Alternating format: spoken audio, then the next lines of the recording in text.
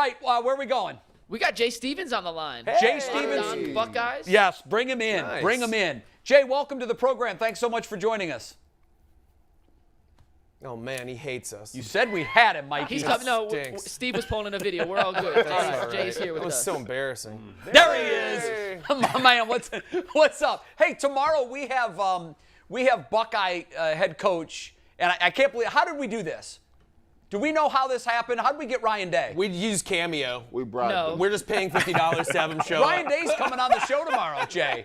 I mean, you've got to be impressed with that, right? Oh yeah. New like, show. "Happy You got the birthday, head ball Jay." coach on there. It's That's a big. great thing for you guys. Is that why you have a beard? Because you want to look more like Ryan Day? Did you copy him He's with the doing beard? this because of me. I had Nice. before That's Coach what I Day said. had I it. told you He's guys doing it he's doing it because because of of me. him. Yep. Jay, your beard's on point. I It mean, is. that's It's solid. just It connects and everything. It's the angles are there. It's just full. It's very nice. What's the one question you want us to ask Ryan Day tomorrow? Oh, one question? Yeah, what's the one thing how we he need to did ask him? How he did during paintball over the weekend. I saw the team went and played paintball. I want to know about his paintball skills more than the football team right now. All right, it's on the Think list. The players were targeting him, like getting their frustration if they don't have enough playing time, and trying to crush him with the paintball. I'm sure they were doing something, man. I mean, it's the coach. I mean, sometimes you have to do things for playing time. You got to try to go after the coach to get more playing time. I'm curious how he did. I'm curious how the teams did. But it's May. I mean, we could talk NIL and all the other stuff. I want to do the fun stuff right now this time of year. Yeah, I'm with you. Tell me why I'm wrong. The Buckeyes will win the national championship this year. Why? How would you? Yeah, tell me why I'm wrong. If you think I'm wrong, I don't think you're wrong, actually. you think they're going to do it? Yeah, I think Ryan Day has been building this team up for this year, for this moment. I believe the offense has improved in numerous ways. I believe the defense will be a whole lot stronger, even into some of their weakest areas, and people think that they probably will. So I do agree with you. I've been a pusher of that for quite a long time. You can talk about Alabama, Georgia, Clemson, whatever you want. I do believe that Ohio State, their path this year, their schedule sets them up to have tougher tests during the season. Then you have the Big Ten championship, then another playoff berth. I do believe the Buckeyes will win the Natty in January. So is Ryan Day, if they don't win, is he on the hot seat? Because I know it sounds crazy because he's won 1 million games, but at Ohio State, it's all about winning the national championship. Oh, hell, he just got a big extension, though. Yeah, but they're willing to pay that.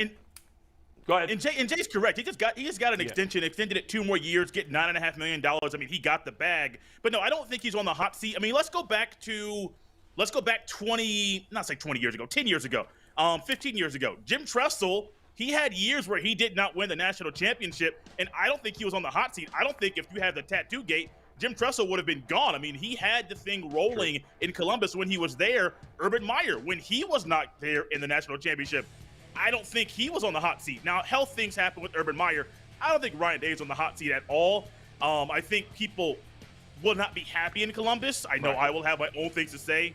And those guys did win championships. Those guys both won championships. Day hasn't. They didn't, correct, but they didn't win every year. True. Jim Tressel did go. I think he went to 3-1-1. Urban Meyer went to 1-1-1 while in Columbus. But I do think Ryan Day is moving up and up the ladder. I saw rankings recently where Ryan Day was the 6th best coach in college football via one publication. Okay, great.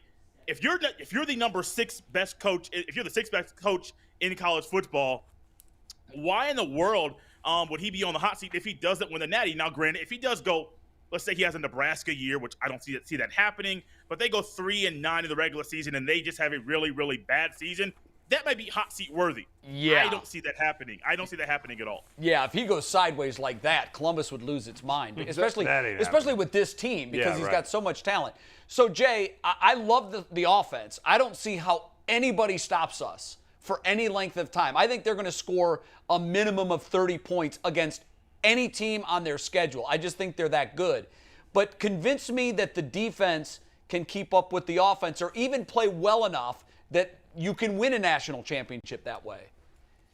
One of the areas of concern for me last year was the defensive line. Now, people talk about how Still Chambers did good on defense and Denzel Burke was a bright spot on the defensive back.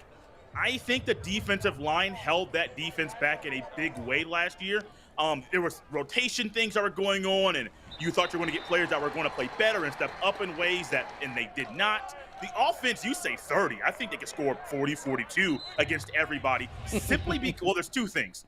You have a duo of running backs, could be a trio of running backs, as I've heard lately, where they might be trying to work in 3 running backs, not 2. But your running back duo of Travion Henderson and Mayan Williams, and then you have a traditional and a real offensive line. None of this 4 tackle stuff we saw last year. A real offensive line this year with 2 guards and 2 tackles. I believe the running game will be back up to where it needs to be, averaging 250 on the ground, averaging 250 in the air. So I think I can up you there to go maybe 40, 42 points per game should be the average for the Buckeyes. But then we think about the defense. This defensive line this year is going to be better, a whole lot better. And that's where things start with the defense. As good as the linebacker play was from Stowe Chambers, it can get even better with a good defensive line and freeing him up more freely to run, fill holes, fill gaps, and quickly tackle the guy with the ball. So I do believe the defense can get better, and we're going to see week number 1. Season opener, game day is going to be there. It's in prime time on ABC. We're going to see that defense be the defense that's going to put the entire country on notice and say, we saw what we did last year. We saw what happened last year in the Rose Bowl, but that was last year. This is a new year, new coaching staff, and I do believe this defense will be one of the better defenses in the country. You know, Jay, let me ask you this. You know, we talk about the defense, right? You start off with Notre Dame, right? But for me, it hasn't just been a defense last year. It's been a defense the last 4 years. Yeah. I don't think the defense plays aggressive enough. I know they like to, get pressure before. And I watched them play Oregon, and I just sat there and watched them bring 4 and get torched. And I'm like, what are we doing? Ohio State recruits year in, year out some of the best guys in the country. I think a little bit of them getting a little complacent is they've been able to get pressure with the Bosa's, Chase Young. They've had some top-notch edge rushers. They got to help those edge rushers out a little bit by bringing some people. I understand you want to play at 4 yards and play zone and do some things like that, but I think up front, unless they maximize and do something on defense, they're going to have trouble with the teams that are going to run the football. If you get to play Alabama, they're going to run the football. You play Michigan, and Michigan ran the heck out of the football last year. Killed them with it. What are they going to do with that mix, and are they going to play more aggressive this year on the defensive end of the football? G. Bush, it's like you and I have been talking for days and for years about things going on with the Ohio State Buckeye defense, because I'm right there with you. But you mentioned Chase Young, the Bosa's. Sam Hubbard wasn't bad either. I mean, he's doing this thing in the National Football League. So we get caught up with the names. Chase Young, the Bosa's, top overall draft picks in the National Football League. That's great. But Ohio State has always had another guy there that has been someone that has been a really solid piece on the other side of the defensive line to be a starter and that can be a good piece in the National Football League. Also, something else that we talked about, me and another guy that comes on Locked On Buckeyes every now and then, linebacker play at Ohio State really hasn't been – there's been a drop-off. No, I don't know what it was. I don't know if it's recruiting. I don't know exactly where – I don't know if it's mentality of these athletes. I have no idea. But the linebacker mentality in the play, talk about aggressiveness, talk about a lack of aggressiveness there. That's where there has been a big lacking there. And so I do think we're going to get a better defensive line, but I do ultimately think the mentality and the aggressiveness and the physicality at linebacker will be a whole lot better. Jim Knowles is not a guy coming in that's just going to come in and say, well, you guys are going to be just the same old linebackers you have been. It's going to be the same old defense. No. There were drastic changes that need to be made. And Jim Knowles realized, I'm going to do this to make sure that not only do I secure my job, because he wants a payday as well, he's going to make sure that this team and this defense is the best that it can be. Aggressiveness on the defensive line is huge, but they also need better play at linebacker as well. Where's the Chris Spielmans and the Andy Katzenmoyer? Laurinaitis. It almost feels like, Jay, that they've become infatuated. So if you look at their scholarship currency, you know they're going to go after the quarterback. You know they're going to go after a running back and a lot of wide receivers. They always have strong defensive linemen. And they always have corners that are NFL caliber. But it's almost like they've just completely ignored that part of the defense. And I don't know. For my money, I think that's the heart and soul of the defense for me. Oh, yeah. Well, think about it. Think about going into last season. You had a running back go to defense and become one of the better linebackers on the team. That was embarrassing. Think about this offseason. You have a running back at Arizona State transferring to Ohio State to play linebacker. Now, I don't think Chip Trayanum is going to get on the field and be a starter this year, but I think that tells you a lot about the caliber of play at Ohio State at that position in the Rose Bowl. You have a guy that played tight end the entire year go over to linebacker out of necessity and be one of the better defensive players in that game. Stunning. You're correct, and I do think, though, this linebacker group, it's all about a mentality. A lot of it's up here. Now, you talk about going after the quarterback, after going the receivers, and those things are great. Those things are going to get the clicks and things like that. But I do believe, though, Jim Knowles, Ryan Day, realized you have to bolster up things at linebacker. Two youngsters that Buckeye fans have been loving and talking about on Twitter, and if I talk about them on Locked On Buckeyes, they love it there as well. C.J. Hicks, and then also Sonny Styles.